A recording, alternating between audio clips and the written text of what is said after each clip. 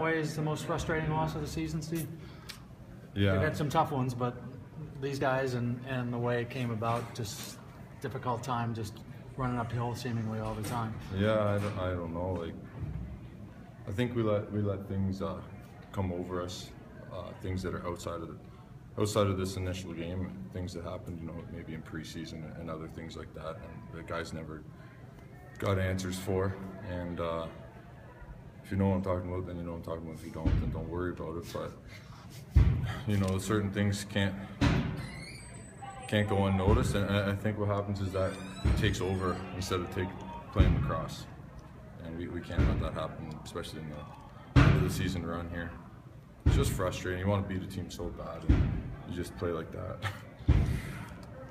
You're able to keep your composure though and get back in it there. It was closer at the end. Benny had the potential tying goal on his stick there. Yeah, our offense really found it, and yeah, they figured out Kirky, and they're starting to score. I know our defense has to be much better. You know, we changed a couple things on defense this late in the season, and I don't know if we're gonna change back or not, but just little things, and I think we'll be better next game. We have to be. It was a system change, or with Batson being in there? Or? No, Batson played awesome. You guys saw that, yeah. Right? It's just a couple little tweaks, and you know, we had Keto running up the front. We had 9 guys out the back, which we haven't done all year. We've had 10 guys out the back. And you get used to playing with guys, so I don't know. Like, that's what we went with, and that's what we had to go with today. And I think guys, we're getting confused with each other. You know, you're playing a different guy every shift, and you know, you're used to playing the same guys, but. You can't have those excuses, right? Like you said, we battled back and we were right in it to the last second. It would have been nice to grab that. It seemed like New England was doing a real good job of getting the loose balls and had, you know, possession for like a minute and a half, 2 minutes at a time, which I don't know if that's hustle or just bounces of the ball or whatever, but obviously didn't help.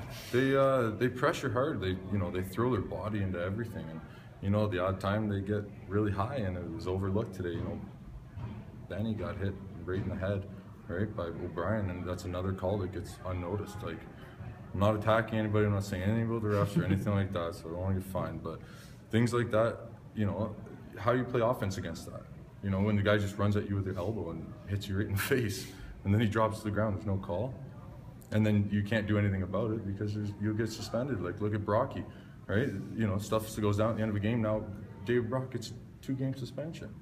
How is that justice at all? Like, guys are allowed to, you know, take liberties out there, and you don't have to back it up anymore. So I don't know. I hope things get figured out. We can't let that discourage us when we play. We need to, you know, I guess, get focused. When Kaz gives up a couple he'd like to have back, do you or any of the guys take it upon yourself to, you know, kind of help him bounce back from those, or is Kaz more like just like to deal with himself? Kaz is one of the smartest goalies in this league, and he knows what he's doing. There's nothing I can say to that guy to get him figured out. And I don't even know. Like, I think every save he made, he should have had, and every goal they scored, they kind of earned. They had a couple like underhand risers, and you know, he goes down, he flares up, and like they just squeak in, right? And they get 2 of those in a row. Yeah. And that's just heartbreaking. But Kaz makes those saves like that. The one where he dove behind him and pulled it just before the net. Like, it's great. He's playing great for us. Love the guy. Pretty balanced effort by New England on the score sheet, at least. It seemed like they had about 5, 6, 7 guys who were all contributing in some way, which has got to make it a little tough to worry about any particular in particular.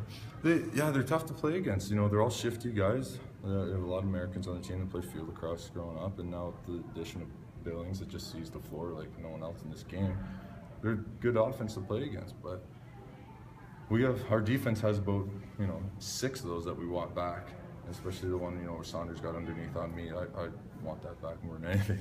But those are, you know, and we're still within 1 at the end of the game there, so I don't know what else to say.